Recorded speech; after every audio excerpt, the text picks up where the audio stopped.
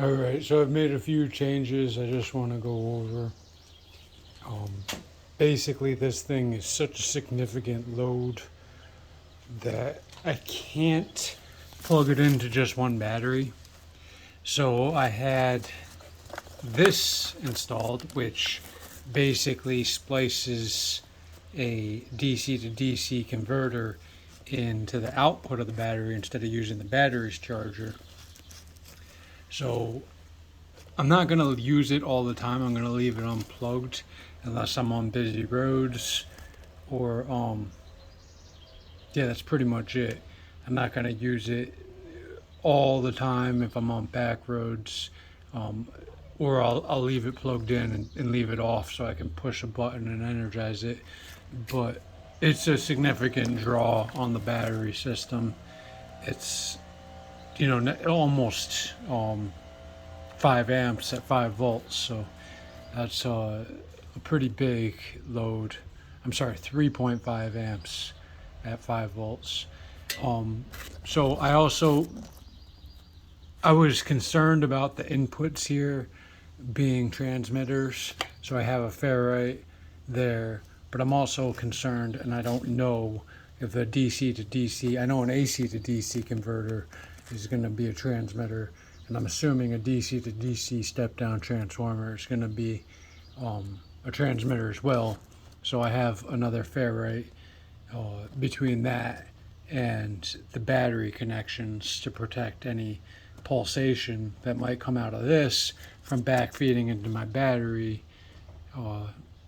Also, these I didn't because they're not high amperage situations, but on the motor ones, I have basically taken them apart and chipped out. I'm sure you can see it in there. A little sliver, so it doesn't fully encompass the wire anymore. What I noticed is that these wires are getting warm, not hot, warm. So I know that they're acting as a resistor. If they're acting as a resistor, that means that there's a magnetic field all around this wire. If there's a magnetic field all around this wire, the ferrite bead is going to be most likely saturated, and that makes it essentially an additional load on the system and not useful to absorb any additional high frequency. Sorry, my legs are just getting tired. It leaves it saturated with energy, so it doesn't have any more of a cushion to absorb any additional high frequency pulses that might be coming out of the motor back to the controller. So hopefully, again, without the equipment to kind of test it, I'm doing it a little bit by feel. I don't have any drop in my top speed or anything like that. I'm just kind of going by what I read and what kind of makes sense. So I chipped a minimal amount out of it, probably 1 to 5% of the circumference of the ferrite. So there's a little gap in here, and ideally what that's going to do is allow some of that electromagnetic flux to escape, so you'll have that, and it won't all go into the material, which will allow the material to have a little bit more capacity left to absorb a high frequency pulse if it does come through, instead of having it be completely saturated with energy, leaving it just as a burden on the system, not really an airbag, an electrical airbag anymore. So that one got chipped out. The one on the battery connections, again, seeing a significant amperage, even though those wires aren't warm and aren't a resistor, at least not a significant enough one, still taking the same precaution.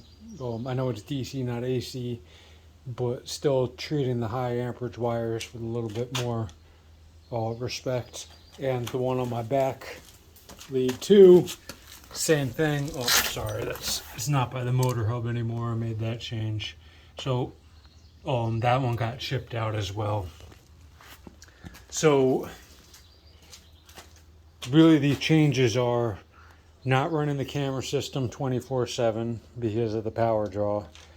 Ferrite beads, both from protecting or to protect anything I might plug into my bike from damaging my bike, and on any power converters.